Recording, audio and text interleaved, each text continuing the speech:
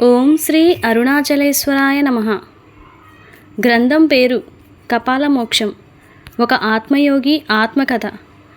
గ్రంథ రచయిత పరమహంస. అధ్యాయం 45, 2వ భాగం. మా ఆవిడ మోక్షగామి కావటం. నేను గృహస్థాశ్రమంలో ఉన్నాను అని మీకు తెలుసు కదా. నా యోగ సాధన అనగా కుండలినీ శక్తి జాగృతి ప్రారంభ రోజులు, అలాగే నా వివాహ రోజులు ప్రారంభమయ్యాయి. వివాహమైన 6 నెలల వరకు నేను ఏం చేస్తున్నాను, నా ఇష్టాలేంటి, నేను ఎలా ఉంటే నచ్చుతాయి అని కలవరపడుతూ ఆనందపడుతూ గడిచిపోయాయి. ఆ తర్వాత నేను ఎక్కువగా సొంత ఊరికి వెళ్ళినప్పుడు గుడిలో ఎక్కువగా ధ్యాన జపాలు చేయటం, ఆఫీస్ నుంచి ఇంటికి వచ్చినప్పుడు రాత్రిపూట 3 లేదా 4 గంటల పాటు మంత్రం జపం చేయటం, శని ఆదివారాలలో 7 లేదా 8 గంటల పాటు జపం చేయటం, గ్రహణ సమయాలలో, పండుగల సమయాలలో అనగా మహాశివరాత్రికి, అలాగే కార్తీక పౌర్ణమి రోజులలో ఎక్కువగా జప తపాలు చేయటం కూడా తను బాగా గమనించింది. అలాగని తను దాంపత్యం వదిలిపెట్టడం లేదని, తనను ప్రేమగా చూసుకుంటున్నానని తనకి తెలుసు. అలాగే అన్ని రకాల గృహ సంబంధ బరువు బాధ్యతలు బంధాలు చక్కగా చేస్తున్నానని, తనకి మానసిక శారీరక చక్కగా సుఖ ఆనందంలో ఉంచుతున్నానని తెలుసుకొని, అందరికిలాగా ఈయన ఉండటం లేదని, జప ధ్యానాలు చేయటమే తనకి కొత్తగా వింతగా ఉండేది. దాంతో ఒకరోజు రాత్రి తను గమనించిన విషయాలన్నీ నాతో చెప్పడం జరిగింది. అప్పుడు దాంతో సఖి ఇల్లాలా, నేను ఎవరో తెలుసుకోవాలని నా ప్రయత్నం. నన్ను సృష్టించిన వారెవరో నాకు తెలియాలి. నేను అనేది ఎలా నశిస్తుందో తెలుసుకోవాలి అనగానే ఆమె, అదేంటి మీరే కదా, ఇంకా కొత్తగా తెలుసుకునేదేమిటి, మిమ్మల్ని సృష్టించింది అత్తయ్య మామయ్య గారులే కదా, ఇంకా ఏముంది, మీరు మరణం పొందితే మీరుండరు కదా అని చెప్పేసరికి నాకు నవ్వాగలేదు. నేను నవ్వేసరికి ముఖం మీద పెదవులతో బొంగమూతి రావటం నేను గమనించి, అమ్మా తల్లి పెళ్ళామా, నేనంటే ఫలానా వ్యక్తి పేరు కాదు, ఫలానా వృత్తి కాదు, ఫలానా కొడుకును కాదు, అసలు నువ్వెవరో ఒకసారి దీర్ఘంగా ఆలోచించు. నువ్వు అంటే అమ్మాయివా, కూతురివా, తల్లివా, చెల్లివా, అక్కవా, స్నేహితురాలివా, బంధువా, భక్తురాలివా, ఇలా వీటిలో నువ్వు ఎవరివి, దానిని ముందు తెలుసుకో. ఈ జన్మకి నా తల్లిదండ్రులు వీరు, మరి వీళ్ళని సృష్టించిన వాళ్ళు ఎవరు, వాళ్ళ తల్లిదండ్రులు, మరి వాళ్ళని సృష్టించింది ఎవరు, ఇలా చెప్పుకుంటూ పోతే దేవుడే ఆఖరికి ఆది తల్లిదండ్రులు సృష్టించినట్లు మనకు తెలుస్తుంది. మరి దేవుణ్ణి సృష్టించింది ఎవరు, నాలోనూ దేవుడున్నాడు నీలోనూ దేవుడున్నాడు అని వేదశాస్త్రాలు చెబుతున్నాయి. మనలో దేవుణ్ణి ఎవరు సృష్టించారో తెలియదు కదా. మరి అంటే ఒక రకంగా చూస్తే నిన్ను సృష్టించింది ఎవరో నీకు తెలియదు, అలాగే నీవు అంటే ఏంటో నీకు తెలియదు, అంటే నేను అంటే ఏంటో నీకు తెలియదు, ఎందుకు పుడుతున్నావో ఎందుకు చస్తున్నావో తెలియదు, ఎవరి వలన పుడుతున్నావో ఎవరి వలన మరణిస్తున్నావో నీకు తెలియదు. ఇలా తెలియని దానిని తెలుసుకోవాలని నా యోగ ప్రయత్నమే నీవు చూస్తున్న ధ్యాన విధానాలు. అంటే మోక్షగామిగా మారి నేనెవరో నాకు తెలియాలి అని, నన్ను సృష్టించినదెవరో తెలుసుకోవాలని ప్రయత్నిస్తున్న ప్రయత్నవాదిని. ఉన్నదో లేదో తెలియని దానిని తెలుసుకోవాలని నా మనసు చెప్పిన విధానంతో ఒక జ్ఞాన మార్గంలో ప్రయాణిస్తున్నాను అని చెప్పగానే దాన్ని చిన్న బుర్రకి మొదట ఏమీ అర్థం కాలేదని నాకు అర్థమయ్యేసరికి దానిని కదల్చడం అవసరమని, ఏ పుట్టలో ఏ పాము ఉందో ఎవరికి తెలుసు, ఒకవేళ ఆ పాము కుండలిని పాము అయితే దానికి కర్మవాసనలు పూర్తయ్యే సమయం దగ్గర పడటంతో తనకి నా జప ధ్యాన ప్రక్రియలు ఆకర్షించాయి, నా విగ్రహారాధనలు పిలుస్తున్నాయి, ఆమె రాక కోసం ఎదురు చూస్తున్నాయి. యోగం ఉండటం వల్లే నన్ను వివాహం చేసుకుంది, భార్య అయ్యింది. యోగ మార్గం వైపు తన మనస్సు తనకు తెలియకుండానే అడుగులు పడుతున్నాయని నాకు అర్థమైంది. శివపార్వతుల్లాగా తను ఈమెకు గురువుగాను భర్తగాను ఉండి యోగం భోగం యోగాలను పరిసమాప్తి చేయాల్సి ఉంటుందని గ్రహించి మౌనం వహించి నిద్రలోకి జారుకోవడం జరిగింది. ఆమె నిద్రపోకుండా మెలకుగా ఉండి నేను అంటే ఏంటో నాకు సమాధానం చెప్పాలని తనకి తోచిన సమాధానాలు కాగితం మీద రాసుకుంటూ 10 పేజీలు నింపేసరికి అవేవి నేను కాదని తెలుసుకొని నా వంక ఆర్తిగా అయోమయంగా చూస్తూ నిద్రలోకి జారుకోవడం నా ఊరకంట నేను గమనిస్తున్నాను అని ఆమె తెలుసుకోలేకపోయింది. ప్రొద్దున్నే లేచి కాఫీ ఇస్తూ, ఏమండి, రాత్రంతా కూర్చొని నేను ఆలోచించి కాగితాల మీద నేను గురించి రాశాను, కానీ నేను అనేవి అవి ఏవి కావని నాకు అర్థమైంది. మరి నేను అంటే ఏంటి అని అడిగింది. నేను వెంటనే, దీక్ష, నేను అంటే అనేది తెలుసుకోవడం సాధ్యం కాదు, అలాగని అసాధ్యమూ కాదు. నేను అనే దానిని పట్టుకొని అరుణాచల రమణ మహర్షి జీవన్ముక్తి పొందారు. ఇది తెలుసుకోవాలని రామకృష్ణ పరమహంస వివిధ యోగ సాధన ప్రక్రియలు, వివిధ మత సాంప్రదాయాలు చెప్పిన విధి విధానాలు చేసి నేను తెలుసుకొని అవి నిజమే చెప్తున్నాయే అని లోకానికి తన అనుభవాలను కథల రూపంలో చెప్పి మోక్షప్రాప్తి పొందినారు. నేను అనేది తెలుసుకోవాలని బుద్ధుడు గృహస్థాశ్రమం వదిలి అడవుల వెంట పిచ్చివాడిగా మోక్షగామి అయ్యి జ్ఞానసిద్ధుడిగా మారి మోక్షప్రాప్తి పొందినాడు. అంతెందుకు, మహాశివుడు తన సతీదేవి మరణ విరహ వేదనను తట్టుకోలేక పిచ్చివాడై ఆదియోగిగా మారి యోగ సాధనతో నేను అనేది తెలుసుకొని లోకానికి చెప్పడానికి ఆయనే ఆది గురుమూర్తిగాను, మరో పక్క ఆయనే ఆదిదేవుడు లింగమూర్తిగా మారినాడు అని వేదశాస్త్రాలు చెబుతున్నాయి. ఇలా ఎన్నో లక్షల కోట్ల మందిని నేను అనే మహామాయ భోగ ప్రపంచం నుంచి సత్య ప్రపంచం వైపుకి సత్యాన్వేషిగా మార్చడానికి యోగ ప్రపంచం వైపు ప్రయాణింప చేసినవి అని చెప్పగానే దానికి మా ఆవిడ, స్వామి నేను అనేది ఏంటో మీతో కలిసి తెలుసుకోవాలని ఉంది. అందుకు నాకు కావలసిన జ్ఞానప్రాప్తి మీరే ఇవ్వవలసి ఉంటుంది. నాకు మాయలు మర్మాలు మార్గాలు ఏమీ తెలియవు. మీ వెంట మీరు అన్నట్లు నేను అడుగులు వేస్తాను. నేను అనేది ఏంటో, నన్ను సృష్టించింది దేనిని నేను కూడా నేనుగా తెలుసుకోవాలని ఉంది అనగానే వెంటనే నేను, దీక్ష అది నువ్వు అనుకున్నంత తేలిక కాదు, అలాగని అసాధ్యం కాదు. కానీ ప్రస్తుతం గృహస్థాశ్రమంలో ఉన్నాము. డబ్బులు సంపాదించాలని, పిల్లలు వృద్ధిలోకి వచ్చిన తరువాత అప్పుడు యోగ సాధన గురించి ఆలోచిద్దాం. నీవు నేను అందాక మన ఇష్టదైవాల పూజలు జపాలు చేసుకుందాం. మనకి కావలసిన కోరికలు తీర్చుకుందాం. మన ఆనంద జీవితానికి కావలసిన ఇల్లు, కారు, అనేక సదుపాయాలు, మంచి ఉద్యోగం, మంచి జీతంతో మన భోగ జీవితం అనుభవించి ఆ తర్వాత చివరికి మన అంతిమ స్థితిలో మన పిల్లలు అందరూ అభివృద్ధిలోకి వచ్చిన తరువాత తీవ్రమైన యోగ సాధన చేద్దాం అనగానే, ఏవండి, ఎన్నో కోట్ల జన్మల పాటు ఈ సంసార మాయలో పడినా మీకు బుద్ధి రాలేదా? మనం పుట్టడం దండగా అనుకుంటే మనకే తోకలవసరమా? మన జీవితానికి అర్థం పరమార్థం తెలియటం లేదా? పైగా లేని దానిని కొత్తగా సృష్టించుకొని లేనిపోని బంధాల మాయలో పడి అవమానాలు, అపనిందలు, అవహేళనలు, ఆనందాలు, కష్టాలు పడుతూ లేస్తూ మునుగుతూ తేలుతూ ఉండడం ఇక నా వల్ల కాదు. నిన్నటిదాకా మీరు నేను అనేది ఒకటి ఉన్నదని చెప్పేంత వరకు నేను ఎలాంటి మాయా ప్రపంచంలో ఉన్నానో అని అర్థమై చావలేదు. నేను అనేది తెలుసుకోవడానికి మీకు ఇన్ని సంవత్సరాలు పట్టిందా అని చులకనగా అనిపించి రాత్రంతా అదేంటో తెలుసుకొని తెల్లవారేలోగా మీకు నేను అంటే కేవలం ఫలానా అది అని చెప్పాలని 10 పేజీల కాగితం మీద రాస్తూ పోతే చెత్త పెరుగుతుందే కానీ నేను అనే దానికి సరైన అర్థం, భావం, ఆలోచన నాకు స్ఫురణకు రాలేదు.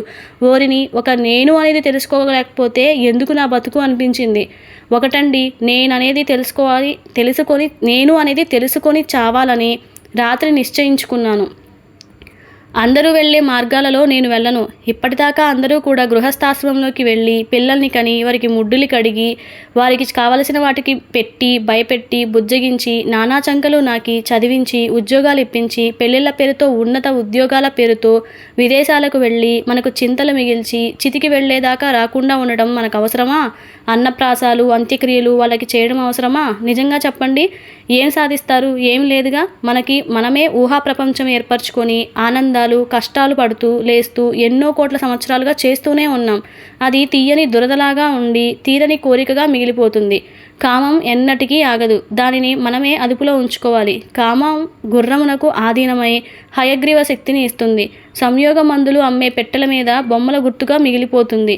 అది మనకు అవసరమా చెప్పండి అనగానే ఈమెకి ఇంతటి జ్ఞాన ప్రవాహం ఎలా వస్తుంది? ఎక్కడి నుంచి వస్తుంది? ఖచ్చితంగా మామూలు స్త్రీ కాదు. గత జన్మలో ఎక్కడో సాధనా మాయకు గురయ్యి ఈ జన్మలో దానిని పరిసమాప్తి చేసుకోవడానికి వచ్చిన కారణ జన్మురాలు కాదు కదా. నా కొంప కొల్లేరే. ఎందుకంటే ఎలాగైనా కామమాయలో పడితే సంసార మాయలో పిల్లలు, పీచు, బాధలు, ఉద్యోగాలు అంటూ పలికిమాలిన పనుల్లో పడితే నా మనస్సు ఆధ్యాత్మికత వైపు సంపూర్తిగా వెళ్లకుండా ఉంటుంది. ఎలాగో నేను అనేది తెలుసుకోవడానికి జిజ్ఞాసి ఉండనే ఉన్నాడు. ఎలాగో ఆ సమాధి ముందు నా దగ్గరికి వస్తాను అన్నాడు. కాబట్టి వాడిని అడిగి ఆ 13 యోగ చక్రాలు జాగృతి, శుద్ధి, ఆధీనం, విభేదనం చేసుకోవడానికి ఎవరిని పూజించాలి, ఏ క్షేత్రాలకు వెళ్ళినాడో తెలుసుకుంటే సరిపోతుంది కదా అనుకుంటే ఈ మహాతల్లి నా జీవితాన్ని మార్చడానికి వచ్చినట్లుంది. కామేశ్వరుడిలాగా భోగమాయలో ఉండాలనుకుంటే ఈశ్వరుడిలాగా యోగంలో ఉందామని అంటుంది. వామ్మో, నా జీవితం చంకనాకిపోయింది. పైగా బాబావారు తన ప్రశ్న పుస్తకంలో మీకోసం గౌరీ ఎదురు చూస్తోందని, వివాహం చేసుకో అని చెప్పి నా దగ్గరకు పంపించాడు అనుకుంటే ఇది ఏకంగా పార్వతిగా మారి నేను తెలుసుకోవాలి అని అంటున్నారు.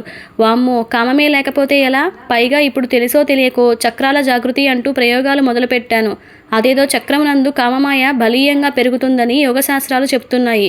ఇది ఇచ్చిన షాక్కి అసలు ఆ చక్రం పేరు గుర్తుకు రావటం లేదు. వామ్మో, నేను ఏదో అనుకుంటే ఇక్కడ ఏదో జరుగుతుంది. ఇది ఇలా కొనసాగితే నా కామ కోరికల గాల్లో కలిసిపోతుంది. పెళ్ళైనా బ్రహ్మచారిగానే చచ్చిపోవాలా? ఇంక పెళ్లి చేసుకోవడం ఎందుకు? అది ఇచ్చే 3 నిమిషాల సుఖం కోసమే కదా.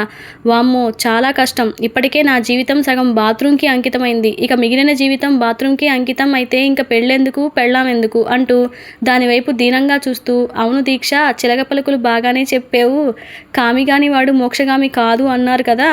కాబట్టి మనం ఈ జన్మలో భార్యాభర్తలుగా ఉండి సంసార సుఖాలు అనుభవిస్తూ కామవాంఛలు తీర్చుకున్నా కూడా మోక్షం వస్తుంది కదా అనగానే వెంటనే అది ఎప్పుడు వచ్చిందో చెప్తారా? మాకు కడుపులు చేయడానికి వస్తారు కానీ కడుపుకు కారణమైన దానిని అంతు చూడాలని, అదే కామమాయ దాటాలని మాత్రం చూడరు కదా. పంది ఎప్పుడు అశుద్ధం ఎలా అయితే ఇష్టపడుతుందో ఇన్ని తెలిసిన మీరు కూడా అశుద్ధం వైపుకి వెళ్తే ఎలా? కొత్తగా ఆలోచించండి, కొత్త మార్గం వైపు వెళ్ళండి, ఏదో ఒక విషయం తెలుసుకోండి. అంతేగాని చేసిన పని చేస్తూనే మురికి గుంటలో పడిపోతారని అంటున్నారు మీరు. మీరు సేకరించిన పుస్తకాల్లో కామశాస్త్రాలు ఉన్నాయి. అలాగే వాటిని దాటడానికి ఉపయోగపడే యోగి వేమన సూక్తులు ఉన్నాయి. మీరు అనుభవించి దానిని దాటగలరని మీ నమ్మకం. అది నిజం కాదని నా నమ్మకం. ఒకసారి అలవాటు పడితే అది అవసరమై వ్యసనంగా మారుతుంది. దానిని దాటడం అనేది ఉండదని, సంసార మాయ అనేది తీయని దురద అని, గోక్కుంటే పుండు పడుతుందని, కాకపోతే జల పుడుతుందని, ఏదో ఒకటి ఉంటూనే ఉంటుంది అని, కామిగాని వాడు మోక్షగామి అనేది నాకు తెలిసి కామి అంటే కామం ఒక్కటే అని కాదు, కోరిక అని కూడా. అది సంసార సుఖం కావచ్చును, లేదా మరే ఇతర కోరిక కావచ్చును. మరి మీరు ఎందుకు ఈ కామ కోరికగా తీసుకుంటున్నారు అనగానే వెంటనే నా మనసులో మళ్ళీ పెళ్లి చేసుకున్నాను కదా, అందుకే నేను కామమును కామ కోరికగా తీసుకున్నాను తల్లి. దీనమ్మ, నాకు గడ్డాలు మీసాలు వచ్చే సమయం నుంచి నాలో నాకే తెలియని భావాలు రావటం, ఏం జరుగుతుందో అర్థం కాక కంగారు పడే సమయంలో ప్యాంట్లో ఏదో తెల్లని జిగురు పదార్థంతో తడిసిపోవడం చూసేసరికి ఇంకా వాటిని ఎవరైనా చూస్తే తిడతారేమో అని చాటుగా మాటుగా ఉతకలేక కడుక్కోలేక నేను పడిన అవస్థలు నాకే తెలుసు తల్లి. మహాతల్లిగా ఉండి బాగానే కథలు మాటలు చెప్తున్నావు. పడేవాడికి తెలుసు ఆ బాధలు. దాని గురించి నానా బాధలు సంకలు నాకి. అన్ని పుస్తకాలు తిరగేసి అది శృంగారం అని, అది చేస్తే ఆనందం వస్తుందని, దానికి వివాహం అనే ప్రక్రియ ఉంటుందని తెలుసుకునేసరికి పెళ్లి వయసుకు వచ్చాను. వెంటనే పెళ్లి చేస్తారని అనుకుంటే ఇప్పుడే చదువు పూర్తయింది, మంచి జీతం, మంచి ఉద్యోగం సంపాదించుకోమని మా వాళ్ళు చెబితే తొక్కలో ఉద్యోగానికి అన్ని రకాల ఇంటర్వ్యూలకు వెళ్ళి అవమానాలు పొంది ఏదో చివరికి ఒక ఉద్యోగంలో స్థిరపడితే అది కాస్త పోయి భవిష్యత్తు అర్థం కాక పిచ్చివాడిగా మారుతున్నానేమోనని పిచ్చి మార్గం నుంచి మార్చడానికి పెళ్లి సంబంధాలు చూస్తుంటే మంచి జీతం ఉద్యోగం లేవని అవన్నీ వెనక్కిపోతుంటే ఏదో బాబాగారు చూపించారు కదా అని దీన్ని కష్టపడి పెళ్లి చేసుకుంటే వామ్మో, ఇది పెళ్ళైన 6 రోజులకే చుక్కలు చూపిస్తుంది కదా. అంటే నా ఆనంద సుఖ బ్రతుకు కేవలం రోజులేనా? మిగిలిన భవిష్యత్ అంతా ఇంకా బాత్రూమ్నేనా? ఇది సుఖం ఉండదు, ఆనందం ఉండదు, చేసుకోకపోతే మనసు స్థిరంగా ఉండదు. వామ్మో, అది తలుచుకుంటేనే భయమేస్తుంది అనుకుంటూ ఉండగా, ఏమండి ఏమండి ఏం ఆలోచిస్తున్నారు అని ఆవిడ గొంతు విని ఈ లోకానికి వచ్చి, దీక్ష ఏం లేదు, పెళ్ళయి పిల్లలు పుట్టకపోతే నాలోనూ అలాగే నీలోనూ ఏదో లోపం ఉన్నదని, లేదా నాకు మగతనం లేదని, మీకు సంతానం లేదని లోకులు కాకులై పొడుస్తారు. పెళ్ళిళ్ళకు పేరెంటాలకు పిలవరు, నిన్నొక గొడ్రాలుగా చూస్తారు. అంత సీన్ మనకు అవసరమా? ఒకరో ఇద్దరో పిల్లల్ని కని వారి బాగోగులు చూసుకుంటూ నిత్యం దైవారాధన చేసుకుంటూ ఈ జన్మకి ఇలా కానిచ్చేద్దాం. నేను తొక్క అంటూ తెలుసుకునే ప్రయత్నం చేయవద్దు. ఆ సాధనా శక్తిని మనం తట్టుకోవాలి, లేకపోతే అంగాలు దెబ్బతిని తీవ్ర అనారోగ్య సమస్యలు వస్తాయి. చక్కగా పెళ్ళి, పిల్లల బాధ్యతలు పంచుకుందాం, ఆనందాలు పంచుకుందాం, కష్టాలు దాటుకుందాం అనగానే అది విని వెంటనే, స్వామి, మీకు కామశాస్త్ర పాండిత్యం అలాగే మీకు తెలిసిన శృంగార భంగిమలు ఏ స్థాయిలో ఉంటాయో నాకు తెలుసు కదా. మీరు సంసార సుఖంలో అరేబియన్ గుర్రం అయితే నేనేమో పంచకళ్యాణి గుర్రం లాంటి దానిని. మీరే చెప్పారు కదా, మీకున్న శృంగార శక్తి నేను తప్ప మరో స్త్రీ తట్టుకోలేదని నాకు తెలిసేటట్లు చేసినారు కదా. ఉద్ధృతంగా పరమానంద అనుభూతిని ఇచ్చినారు కదా. మీకు నాకు సంతానయోగం జాతకం అని మీకు తెలుసు కదా. కాకపోతే దానికి పరిహారంగా సంతాన ప్రాప్తి మన ఇష్టం మీద ఆధారపడి ఉంటుందని, నాకు కావాలంటే ఉంటుందని, లేదంటే ఉండదని మీరే కాదు, నా చిన్నప్పుడు నేను జాతకం చూపించుకున్న ఒక జ్యోతిష్యవేత్త చెప్పాడు. మహత్తర అవకాశం మనకు ఉన్నప్పుడు మనం శృంగార జీవితం అనుభవిస్తూ పిల్లలు లేని సంసార జీవితం ఇద్దరం కలిసి ఆనందంగా అనుభవిద్దాం. కామ ఉధృతమును తట్టుకోవాలంటే చాలా కష్టమని నాకు తెలుసు. కానీ కామమును అనుభవిద్దాం. దాని ద్వారా వచ్చే సంతాన మాయలో పడవద్దు అని నా ఆలోచన. ఒకరికి ఒకరు కలిసి ఉంటూ నేను అనేది మన సాధనా స్థాయిని పెంచుకుంటూ అది ఎక్కడి దాకా తీసుకొని వెళ్తే అక్కడి దాకా మనం వెళ్దాం. ఒక చిరు ప్రయత్నమే మహాప్రయత్నంగా మారి అది విజయవంతం కావచ్చు కదా. మనకు కావలసిన జ్ఞానప్రాప్తి పొంది తద్వారా వచ్చే మోక్షప్రాప్తి పొందవచ్చు. పిల్లలు, బాధ్యతలు, తర్వాత దైవం గురించి 60 సంవత్సరాల తర్వాత ఆలోచిద్దాం అనుకుంటాం. ఆ వయసు వచ్చేసరికి శరీర ఆరోగ్యం సహకరించదు. అంతా కష్టపడి కని పెంచిన పిల్లలు సహకరించరు. ఇంకా ఎందుకు కష్టపడటం? ఎన్నాళ్ళు తెలియక మాయలో పడింది చాలు. తెలిసిన తర్వాత కూడా పడితే అది ఎప్పుడవుతుందో మీరు చెప్పగలరా? అనగానే నా మనస్సు కొంతమేరకు కుదుటపడి దానితో, దీక్ష అయితే సంసార సుఖం ఉండాలి కానీ సంతానం వద్దనుకుంటున్నావు. మనస్ఫూర్తిగా 1కి 10 సార్లు బాగా ఆలోచించి నిర్ణయం తీసుకో. ఈ నిర్ణయం మన ఇద్దరిది కాదు, 2 కుటుంబాలకు సంబంధించిన విషయం. ఇప్పుడు కావాలంటే పిల్లలు పుడతారు. ఇక ఆ తర్వాత మన సాధనా స్థాయి పెరుగుతున్న కొద్దీ అన్నిటి మీద మనకే తెలియకుండా వైరాగ్య భావాలు పెరుగుతూ వస్తాయి. బహుశా సంసార సుఖం మాయగా వస్తుందని అది దూరమే కావచ్చును. అప్పుడు నేను అలాగే నువ్వు ఏకపతి ధర్మం దాటరాదు. ఉంటే సుఖాలు నేను నువ్వు పొందాలి. కామమాయ ఏ పరీక్ష చేయడానికి సిద్ధపడితే ఆ మాయా పరీక్షలు తట్టుకోవడానికి మన ఇద్దరం సిద్ధపడాలి. ఒకవేళ కామ పరీక్ష మొదలు పెడితే నాకు ఎవరి మీదనైనా చెడుభావాలు కలిగితే నీకు చెప్తాను. మరి ఎవరి మీదైనా చెడుభావాలు కలిగితే మొహమాటం లేకుండా, భయపడకుండా, ఉన్నది ఉన్నట్లుగా నాతో ధైర్యంగా ఏకాంతంగా ఒంటరిగా ఉన్నప్పుడు చెప్పు. అప్పుడు మన ఇద్దరం కలిసి దానిని దాటిపోవడానికి, అలాగే దానిని తట్టుకోవడానికి ఏం చేయాలో విధి విధానాలు తెలుసుకుందాం. మనోధైర్యంతో ధర్మం తప్పకుండా ప్రయాణించి ముందుకు వెళ్దాం. ఇది ఎలాంటి కామమాయో మీ అత్తమామల జీవితాలే అందుకు ఉదాహరణ. కాబట్టి మనిద్దరం కూడా ఎట్టి పరిస్థితుల్లో పాతివ్రత్యం ధర్మం దాటవద్దు, తప్పించుకోవద్దు. ఒకవేళ ఎవరైనా మనలో ఈ పాతివ్రత్య ధర్మ గీతను దాటినారో అని తెలిస్తే మరుక్షణం వారు తమ జీవితం నుంచి వెళ్ళవలసి ఉంటుంది. పాపకర్మ చేస్తే ప్రాయశ్చిత్తం కూడా అంతే విధంగా నా దృష్టిలో ఉండాలని నా సిద్ధాంతం. అలాగే నాకు నా తల్లి ప్రేమ మాయ మాత్రమే నన్ను ఆపగలిగేది, ఈ భోగ ప్రపంచంలో నన్ను ఉంచేది. ఎందుకంటే నేను ఒకసారి అనుకోకుండా ఎవరికీ చెప్పకుండా షిరిడీ పారిపోతే, పిచ్చిమోహం, అది మాత్రమే నా కోసం తిండి నిద్రాహారాలు మానివేసి దీక్ష చేసి గుమ్మం కేసి ఎదురు చూస్తూ నిరాహారిగా ఉండిపోయింది. తల్లి మనస్సు, అలాగే తల్లి ప్రేమ ఆప్యాయతలు ఎలా ఉంటాయో నాకు తెలిసాయి. ఇది నా ప్రత్యక్ష అనుభవం. ఆనాటి నుండి మనస్సులో ఆమె నా కోసం ఇంత ప్రాణత్యాగానికి సిద్ధపడితే, ఆమె జీవితాంతం అవసరమైతే నేనే బాగోగులు చూసుకోవాల్సి వస్తే మనస్ఫూర్తిగా ఆనందంగా స్వీకరించాలి.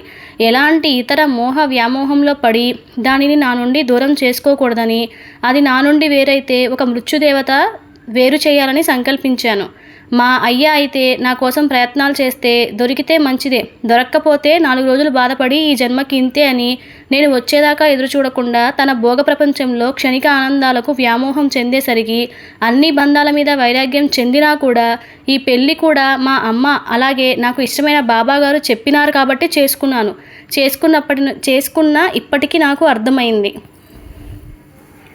నేను పెళ్లి చేసుకున్న వ్యక్తి మాయాశ్రీ కాదని, మాయను దాటడానికి వచ్చిన యోగిని అని నాకు అర్థమయ్యేసరికి ఇంతకాలం పట్టింది. ఎవరి జీవితాలు ఎవరి చేతుల్లో ఉండవు కదా. నాకున్న గత జన్మలలో కొద్దిపాటిగా మిగిలిపోయిన వివాహ జీవిత కర్మఫలం పూర్తి చేసుకోవడానికి నీవు వచ్చినట్లుగా ఉన్నావు. అది పూర్తయ్యేసరికి నేను అనే దానిని వెతుక్కునే స్థాయిలో నువ్వు ఉంటావని నాకు ఇప్పుడు అర్థమైంది. అలాగే మా అమ్మగారి మరణం తర్వాత నేను ఎట్టి పరిస్థితుల్లో భోగ ప్రపంచంలో ఉండను. నాకు ఇష్టమైన యోగ ప్రపంచం నాంది అయిన మహాకాశీ క్షేత్రం చేరుకోవడం జరుగుతుంది. ఒకవేళ నువ్వు ఏదైనా మహామాయలో పడి నాతో రాకపోతే, నువ్వు ఎవరి కోసమైనా ఎట్టి పరిస్థితుల్లో అయినా ఇరుక్కుపోతే, నేను మాత్రం ఒంటరిగా అయినా కాశీవాసం చేయడానికి వెళ్ళిపోతానని నీకు ముందుగానే హెచ్చరిస్తున్నాను. అలాగే నువ్వు కూడా అన్ని రకాల మాయలు దాటుతుంటే నేను కూడా నిన్ను నాతో పాటుగా కాశీలో ఉంచడానికి తీసుకువెళ్తాను. మహాయోగి శ్రీ శ్యామాచరణ లాహిరిలాగా నేను సంసార బాధ్యతలు చేస్తూ వారిలాగా పిల్లలు వద్దు అని అంటున్నావు కాబట్టి, పిల్లలు లేకుండా నేను గృహస్థాశ్రమ ధర్మంతో మోక్షగామిగా మారటానికి ఈ రోజు నుంచే నా ప్రయత్నాలు మొదలు పెడతాను. అలాగే నేను కూడా నీకు అన్ని విధాలుగా యోగ సాధనలో సహకరిస్తూ నీకు తెలిసిన వాటిని నీకు తెలిసిన వాటిని నేను నేర్చుకుంటూ నీకు అర్థమయ్యే విధంగా చెబుతూ నా భర్త మాయ అలాగే సంసార మాయ అనేది సాధ్యమైనంత వరకు నీకు కలగకుండా నా వలన నీ సాధనకు ఆటంకాలు రాకుండా జాగ్రత్తలు పడతానని నీకు మాటిస్తున్నాను. కానీ నీవు మా అమ్మలాగా నన్ను నాకు ఇష్టం లేని భోగ ప్రపంచంలో ఉంచుతావేమోనని భయం నాకు ఇన్నాళ్ళు వెంటాడింది. నన్ను నడిపించేవాడు శివయ్య కాబట్టి ఆయన ఏదో ఒక మార్గం చూస్తాడని నా గట్టి నమ్మకం. ఆ నమ్మకం ఆయన నీ మాటలను బట్టి చూస్తే వమ్ము చేయలేదని నాకు అర్థమైంది అనగానే దీక్షాదేవి నా కాళ్ళ మీద పడి నన్ను ఈరోజు ఒక పక్క భార్యగాను మరొక పక్క మోక్షగామిలా చూస్తూ నన్ను మీరు మాయా భోగ ప్రపంచం నుంచి విముక్తి కలిగించడానికి మరలా జన్మలేని స్థితికి నన్ను తీసుకుని వెళ్ళటానికి మీరే సహకరిస్తారని స్వయంగా చెప్తుంటే ఇంతకంటే నాకు ఏం కావాలి? ఇన్నాళ్ళు నేను చూసిన ప్రపంచం వేరు, మీరు చూపించే సత్య ప్రపంచం వైపు అసలు సిసలైన సత్యాన్వేషిగా నా ప్రయత్నాలు నేను మనస్ఫూర్తిగా చేస్తాను. అలాగే నేను ఎట్టి పరిస్థితుల్లోనూ ఏకపతి ధర్మమును దాటను. ఎందుకంటే మోక్షం కావాలంటే ధర్మార్థ కామ పురుషార్థాన్ని పాటించాలని నాకున్న కొద్దిపాటి జ్ఞానం ద్వారా తెలుసు. ఒకవేళ నేను ఈ ధర్మం దాటితే కాశీక్షేత్రంలో ఉన్న పవిత్రమైన గంగలో నా అపవిత్రమైన దేహమును త్యాగం చేయడానికి వెనుకాడనని నేను మీకు మనస్ఫూర్తిగా ప్రతిజ్ఞ చేస్తున్నాను. అలాగే ఎవరికి వారే కామమాయ పరీక్షలు వస్తే, పరస్త్రీ లేదా పరపురుష వ్యామోహంలో పడే పరిస్థితులు వస్తే తగిన జాగ్రత్తలు, తగిన హెచ్చరికలు ఒకరికొకరు తీసుకుంటూ వాటిని దాటాలి అని నా మనవి. అంతేగాని శారీరక వ్యభిచారం చేస్తే తెలుస్తుందని, పరస్త్రీ పరపురుషులతో మానసిక వ్యభిచారం చేసినా కూడా పాతివ్రత్య ధర్మం నాశనం చేసినట్టేనని మనం తెలుసుకొని తగిన జాగ్రత్తలు తీసుకుంటే చాలా మంచిదని నా వ్యక్తిగత అభిప్రాయం. మన ఇంటి పెద్ద కుటుంబ సభ్యులు ఈ కామమాయ దాటలేక అందులో పడి సంసార జీవితానికి నాంది అయ్యారని మీరు రాసుకున్న డైరీల్లో చూస్తే నాకు అర్థమైంది. మీరు వాళ్ళు చేసిన తప్పు మనం చేయకూడదని, అలాగని వాళ్ళని తక్కువగా చులకనగా చూడాలని నేను అనుకోవటం లేదు. ఎందుకంటే అంత సాధనా స్థాయి శక్తిని పెంచుకున్నవారు వారిద్దరూ ఎంత కష్టపడి ఉంటారో కదా. ఒకరు రాతి శివలింగం మూర్తిని ఆరాధిస్తే మరొకరు మట్టి శివలింగం ఆరాధించి ఆ స్థాయికి వచ్చేసరికి ఏకపత్ని ధర్మానికి కట్టుబడి ఉండలేకపోయారు. పెళ్లి చేసుకున్న రాధ పెళ్లి కాని శ్రీకృష్ణుని ప్రేమించలేదా, కామించలేదా? కామమును ఎలా దాటిందో ఒకసారి ఆలోచించండి. విశ్వామిత్రుడు ఎన్నో వేల సంవత్సరాలు తపస్సు చేసి ఇంద్రుడిని పంపించిన దేవత పరిచారిక స్త్రీల మోహంలో పడలేదా? ఆలోచించండి. కాబట్టి మీరు తప్పు పట్టడానికి లేదు, ఒప్పుకోవడానికి లేదు. తాగుడికి అలవాటు పడినవాడు తాగటానికి ఏదో ఒక కారణం చెప్తాడు. వీళ్ళిద్దరూ చేసిన తెలిసి తెలియక చేసిన మహాఘోరమైన తప్పు మీరు భోగ జీవితం నుంచి శాశ్వతంగా యోగ జీవితం వైపుకు మీ మనస్సును ఎలా మార్చేసుకున్నారో, దానిని ఎంత కష్టపడవలసి వచ్చిందో మీకు తెలుసు. మీ వ్యక్తిగత పుస్తకాలు చదివినా నాకు తెలుసు. వీరు భోగం నుంచి యోగానికి మారటానికి కారకులే వీరిద్దరని తెలుసు. కానీ లోకానికి దానిని తెలియకుండా మీకు మీరే శిక్ష వేసుకుంటూ పరీక్షలు ఎదుర్కొంటూ ఎన్నోసార్లు చచ్చిపోవాలని ఎన్నో ప్రయత్నాలు చేసిన విధానాలు నాకు తెలిసినాయి. మీ హృదయం దెబ్బతినేసరికి అన్నింటి యందు వైరాగ్యం ఏర్పడింది. అదియే మీ యోగ ప్రస్థానానికి నాంది అయ్యింది. వారి కామమాయే అంతర్గతంగా మీలో ఉన్న కామాన్ని చంపేసింది. అది వాళ్లకు జరగాలి, కానీ మీకు జరిగేటట్లుగా చేసింది. మీ యోగమిత్రుడైన జిజ్ఞాసి ద్వారా కొన్ని విషయాలు తెలుసుకున్నాను. ప్రస్తుతం వారు శ్రీశైల క్షేత్రం నందు యోగ సాధన చేస్తున్నారని తెలిసి ఆనందపడుతున్నాను. ఈ జన్మ వృధా చేసుకోకుండా, మోహమాయలో పడకుండా తనకున్న మాయలను మాయం చేసుకోవడానికి ఆయన చేస్తున్న ఒక మంచి యోగ ప్రయత్నానికి నా వైపు నుంచి ఎప్పుడూ కృతజ్ఞతాపూరిత ద్వారాలు తెరిచే ఉంటాయి. వాడు నాకు దేవుడిచ్చిన దత్తపుత్రుడని అనుకుంటూ ఆయన ఎప్పుడు నాతో మాట్లాడినా ఒక బిడ్డ తన తల్లిని పిలిచినట్లుగా అమ్మా అమ్మ అంటూ ప్రేమపూరితంగా మాట్లాడడం నాకెంతో ఏదో తెలియని పుత్రానందం కలిగించేది. అందరూ కూడా ఆడదానిలో ఆడతనం చూస్తే ఆయన మాత్రం అమ్మతనాన్ని చూస్తున్న నా జీవితంలో మొట్టమొదటి వ్యక్తి బహుశా ఆయనేమో కావచ్చును. అతను నాకు చిన్నవాడైన యుగంలో నాకన్నా పెద్దవాడు కావటం వల్ల అతనికి బదులుగా ఆయన అనేది వస్తుంది.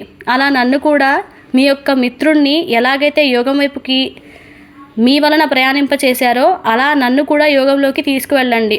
అందుకు ఏం చేయమన్నా, ఎలా చేయమన్నా, ఏం త్యాగం చేయమన్నా, ఎక్కడికి వెళ్ళమన్నా వెళ్తాను. నాకు ఈ జన్మ వృధా కాకుండా చూడండి పతిదేవా, గురుదేవా అని నా కాళ్ళ మీద సాష్టాంగ నమస్కారం చేసేసరికి మా ఆవిడ కళల్లో యోగానికి వెళ్ళటానికి ఉన్న ఆతృత ఆర్తి గమనించేసరికి నా మనసు ద్రవించి, దీక్షాదేవి నీకు ప్రస్తుతం నేను పూజించి ఆరాధించే బాబావారి సజీవ విగ్రహమూర్తి విగ్రహారాధన వాటి విధి విధానం గురించి చెప్తాను. నీ యోగభక్తితో ఎలాంటి భోగ కోరికలు ఆయనని కోరకుండా కేవలం యోగ పరిసమాప్తికి కావలసినవి ఇవ్వమని మొదటగా మంత్రగురువు ప్రసాదించమని అడిగి వారి అనుగ్రహ ప్రాప్తిని ముందు పొందు. ఆ తర్వాత ఏం జరగాలి అనేది మనకి రాసి ఉంటే అదే జరుగుతుంది. నీకు యోగం ఉంటే యోగిని కాకుండా ఎవరూ ఆపలేరు కదా. ఈ యోగం నీవు ఉపయోగంగా మార్చుకుంటావో నిరుపయోగంగా మార్చుకుంటావో నీ చేతనను బట్టి ఉంటుందని చెబుతూ అప్పటిదాకా నేను ఆరాధించే బాబా విగ్రహమూర్తిని ఆమెకి సంతోషంగా ఇచ్చినాను. నా దైవంగా, నా గురువుగా అమ్మ ఇచ్చిన మట్టిలింగేశ్వర స్వామిని ఆనాటి నుంచి భావించుకోసాగాను. ఈ అధ్యాయం నుంచి ఒక స్త్రీమూర్తి తన సాధనతో యోగినిలా ఎలా పరివర్తన చెందిందో మా ఇద్దరి అనగా నావి అలాగే జిజ్ఞాసి అనుభవాల మధ్య దీక్షాదేవి అనుభవాలు కూడా జతకూడుతున్నాయి అని తెలుసుకోండి. మరి అంతదాకా సెలవా? మరి నాకు నిద్ర వస్తుంది. మా ఆవిడకి పరమానందంతో నిద్ర దూరం అవుతుంది. మీరు ఏం చేయగలరు కదా, పదండి ముందుకు. నేను ఈ లోపల చిన్న కునుకు తీసి మీతో కలుస్తాను, ఉంటాను. ఇలా కొన్ని రోజులు గడిచిపోయాయి. నాకు చేసిన శక్తిపాత సిద్ధి వలన అది నా మీద ఎలాంటి ప్రభావాలు చూపాయో తెలుసుకోవాలనుందా? గమనిక: ఈ అధ్యాయం రాసేసరికి మా శ్రీమతి అయిన దీక్షాదేవి సహస్రచక్ర జాగృతి చేసుకొని శుద్ధి చేసుకోవడం కోసం దీని క్షేత్రమైన మానస సరోవర సహిత కైలాస పర్వతానికి చేరుకోవడం జరిగింది. అక్కడ అర్ధరాత్రి పూట నుండి తెల్లవారుజామున ఆకాశం నుండి వచ్చే ఉల్కల రూపంలో కొన్ని దివ్య జ్యోతుల వెలుగుల సరోవరం వైపు దూసుకొని వస్తూ నీటిలో దిగి నీటిని శబ్దం చేసుకుంటూ మళ్ళీ ఆ వెలుగులు ఆకాశంలో వైపుకు వెళ్లే విధానం ప్రత్యక్షంగా అనుభూతితో చూడాలని, అలాగే కైలాస పర్వత దర్శనంతో స్వయంభూ పరమేశ్వర స్వామిని చూడటానికి ఆదేశం రావడంతో అక్కడికి బయలుదేరింది. మరి ఈవిడికి అక్కడ ఎలాంటి దైవ అనుభవాలు కలగలేదో నేను చెప్పలేను, ఎందుకంటే నాకే తెలియదు. ఆవిడ వచ్చిన తర్వాత ఎలాంటి అనుభవం కలిగిందో తెలుసుకొని మీతో చెప్పడానికి ఎక్కడైనా రాబో అధ్యాయాల్లో రాయగలను. ఆ శివయ్య ఎక్కడ రాయమని ఆదేశిస్తే అక్కడ రాస్తాను. ఆయన ఆజ్ఞ లేనిదే చీమైనా నడవదు కదా. నేను కూడా ఒక బుల్లి చలిచీమనే కాదా? మీరే ఆలోచించుకోండి. ఆమె తన సాధనలో ఇంతటి ఉన్నత స్థాయికి చేరింది అంటే మరి నా సాధనా స్థాయి ఏమిటి అనే సందేహం మీకు వచ్చిందా? అబ్బా, ఆశ దోశ అబ్బడం కాదు. నేను ఏ విధంగా నానా చంకలు నాకి ఎలాంటి స్థాయికి చేరుకున్నానో మీకు తెలియాలంటే నాతో పాటుగా మీరు కూడా నా ఆధ్యాత్మిక యాత్రలో ప్రయాణించక తప్పదు. మా శ్రీమతి తన ధ్యానానుభవాలు ఇతరులతో పంచుకోవడం ఇష్టం లేకపోయినా బలవంతంగా నేనే రాస్తున్నాను.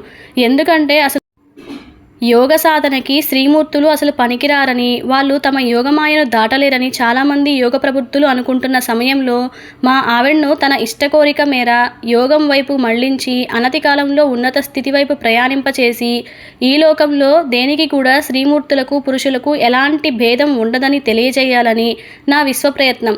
అలాగే ఆమెకి కలిగిన ధ్యాన అనుభవాలు, అలాగే స్త్రీపరంగా ఆమెకి వచ్చిన యోగశక్తులు, ఎదురైన యోగమాయాలను యథాతథంగా మీకు తెలిస్తే రాబో కాలంలో ఈమెను చూసి కనీసం 10 మంది ఆడపిల్లలు సాధన వైపు దృష్టి పెడతారనే ఆశతో ఈ అధ్యాయంలో అనుభవాలు రాయటం జరిగింది. మీరు కూడా ఒక ఇష్టకామేశ్వరి దేవిలాగా, అక్క మహాదేవిలాగా, ఒక సతీ సక్కుబాయిలాగా, ఒక మీరాబాయిలా వారిలో ఉన్న మోక్షకాంక్షను బయటకు తీసి వారిలాగా మోక్షగామిగా మారి మోక్షప్రాప్తి పొందడానికి ప్రయత్నించగలరని ఆశిద్దాం. నేను వేడివేడి మిరపకాయ బజ్జీలు తినడానికి వెళ్తున్నాను. మరి మీరు నాతో ఈ విషయంలో రాలేరు కదా, కాబట్టి మీరు ముందుకు వెళ్ళండి. నేను ఆ బజ్జీల సంగతి చూసొస్తాను. దానికి ఏదైనా అర్థం కాని ఆధ్యాత్మిక విషయం వచ్చినప్పుడు నా శ్రీమతి ఇలా నా ఇష్టమైన కోరిక బలహీనతను అడ్డపెట్టుకొని బజ్జీలు వేసి అవి నా చేత తినిపిస్తూ ప్రేమగా తన ధర్మ సందేహాలు తీర్చుకుంటుంది. మగవాడి బలహీనతలు ఆడపిల్లలకు తెలిసినంతగా బ్రహ్మకే తెలియదు. ఏమంటారు? నిజమే కదా. మీకు నా విషయంలో వచ్చిన సందేహానికి డైరెక్ట్గా నా సాధనా స్థాయి చెప్పడం రాయటం జరిగితే అది ఎక్కడ ఉందో తెలిసిన అర్థం చేసుకునే స్థితిలో మీరు ఉండరని నాకు తెలుసు. అలాగే ఒక మాటలో చెప్పాలంటే ఆధ్యాత్మిక జీవితానికి నా స్వానుభవ ప్రకారం చూస్తే పురుష జన్మ కంటే స్త్రీ జన్మ శ్రేష్టమని నా వ్యక్తిగత అభిప్రాయం. ఎందుకంటే పురుషులపై ఉన్నంతగా మాయా ప్రభావం స్త్రీమూర్తిపై ఉండదు. ఎలా అంటే పురుషుల కాలం అంతా గృహ బాధ్యతలతో, ఉద్యోగ బాధ్యతలతో, ధన సంపాదనతో, వివిధ రకాల ఆలోచనలతో సతమతమవుతూ ఉంటారు. కానీ అదే స్త్రీల విషయానికి వస్తే భర్త ఉద్యోగానికి, పిల్లలు స్కూల్కి వెళ్తే వీరికి కావాల్సినంత సమయం ఉంటుంది. పైగా వీరికి బయటకు సంబంధించిన ఉద్యోగ, వ్యాపార, వృత్తి విషయ వాంఛలు అస్సలుండవు. పైగా పూజలు ఎక్కువగా చేయటం వలన కావలసిన పవిత్రత అలాగే సత్వగుణం చాలా ఎక్కువగా ఉంటుంది. తద్వారా వీరికి విచారణ చేయడానికి కావలసిన సూక్ష్మ బుద్ధి, అదే వివేక బుద్ధి బాగా అభివృద్ధి చెందుతుంది. దీనివలన వీరికి అంటే పురుష సాధకుల కంటే తొందరగా దైవ అనుభవాలు పొందుతారు. అలాగే బ్రహ్మజ్ఞానాన్ని కూడా తొందరగా ఆకలింపు చేసుకునే అవకాశాలు ఎక్కువ. ఎందుకంటే వివేక బుద్ధి వలన వీరికి సహజ సిద్ధంగా ఏకాగ్రత కూడా అలవడుతుంది. నన్ను కూడా ఒక స్త్రీమూర్తి పరమ గురువుగా చేసింది. దైవపరంగా చూస్తే వేదమాత గాయత్రీదేవి అయితే వ్యవహారిక పరంగా మా అమ్మగారు గాయత్రి అన్నమాట. నాకు వచ్చిన మంత్రోపదేశం కూడా మహాగాయత్రి మంత్రమే. మరి ఈ లెక్కను చూస్తే స్త్రీమూర్తులు కూడా బ్రహ్మజ్ఞానం మోక్షప్రాప్తి పొందగలరని తెలుస్తుంది కదా. మనసులో ఎలాంటి ఆలోచనలు పెట్టుకోకుండా మీ ఇష్టదైవం మంత్రం మీ తల్లి లేదా తండ్రి లేదా ఇంటి పూజారి నుండి లేదా మీ కులదైవం పూజారి నుండి 3 సార్లు ఆ మంత్రం చెప్పించుకొని మననం చేసుకోండి. ఒకే ఇష్టదైవాన్ని కొలవండి. ఆ దైవానికి ఒకే నామం పొందండి. ఆ దైవానికి ఒకే మంత్రమును తీసుకోండి. ఏకకాలంలో పలు కోరికల కోసం దైవాలను కొలవకండి. ఒక గురువు అలాగే ఒక దైవం మీరు మనస్ఫూర్తిగా విశ్వాసంతో నమ్మి ఎంచుకోండి. వారిని ఎన్నటికీ మార్చకండి. దైవాలను మార్చవద్దు. మీ మనస్సులో మీ ఇష్టదైవం రూపం ఉండాలి. మీ నాలుక మీద ఆ దైవానికి సంబంధించిన మంత్ర అజపజపం మాత్రమే ఉండాలి. మీ ఇష్టదైవంలో అందరినీ అన్ని దైవాలుగా చూడండి. ఉదాహరణకు మీకు దత్తస్వామి దేవుడైతే శివుణ్ణి చూసినప్పుడు శివదత్తుడిగా, విష్ణువుని చూసినప్పుడు విష్ణుదత్తుడిగా, బ్రహ్మను చూసినప్పుడు బ్రహ్మదత్తుడిగా, అమ్మవార్లను చూసినప్పుడు దేవీదత్తుడిగా, అదే ఇతర గురువులను చూసినప్పుడు గురుదత్తుడిగా, ఒకే దేవుడిలో ఇలా అన్ని రకాల రూపాలను చూడాలి. ఉదాహరణకు ఒక కుండలో నీరు, ఒక గ్లాసులో నీరు, చెంబులో నీరు, ఇలా వివిధ రకాల పాత్రలు ఉన్నప్పటికీ వాటిలో ఉండే నీరు ఒకటే కదా. అలా మీ ఇష్టదైవ స్వరూపంలో మీరు చూడబోయే వివిధ రకాల దేవతా రూపాలు ఒకే విధంగా చూడండి. అదే మంత్రసిద్ధి అవుతుంది. ఇది సాధించిన కొన్ని నెలలకి స్వయంగా మీ ఇష్టదైవం ఏదో ఒక రూపంలో మీ ఇంటికి ఖచ్చితంగా వస్తాడు. అలా రప్పించుకునే శక్తి మీ సంకల్ప శక్తి మీద, మీ అచంచల భక్తి విశ్వాసాల యోగ భక్తి మీద ఆధారపడి ఉంటుందని గ్రహించండి. వేదాలు సృష్టించిన గాయత్రి ఒక స్త్రీమూర్తి అని తెలుసుకోండి. ఆవిడ ఇచ్చిన బ్రహ్మజ్ఞానం స్త్రీమూర్తులు ఎందుకు పొందకూడదో ఒక్కసారి ఆలోచించండి. అది ఎంత హాస్యాస్పదమో ఆలోచించండి. అమ్మ ఇచ్చిన జ్ఞానానికి అమ్మాయిలు ఎందుకు పొందకూడదో ఒకసారి ఆలోచించండి. అన్నీ మీకే అర్థమవుతాయి. మీరు ఎంతటి మాయలో మిమ్మల్ని ఎంతటి మాయామోహావేశంలో ఉంచినారో మీకే తెలుస్తుంది. తద్వారా మీరు మోక్షగామిగా మారితే మీ మాయమవుతుంది. ఈ జన్మ అయినా వృధా కాకుండా జీవన్ముక్తికి ఉపయోగపడుతుంది. ఏమంటారు? నిజమే కదా. నిజాన్ని నిజం అని చెప్పడానికి ఒప్పుకోవడానికి నేనెవరిని, మీరెవరు?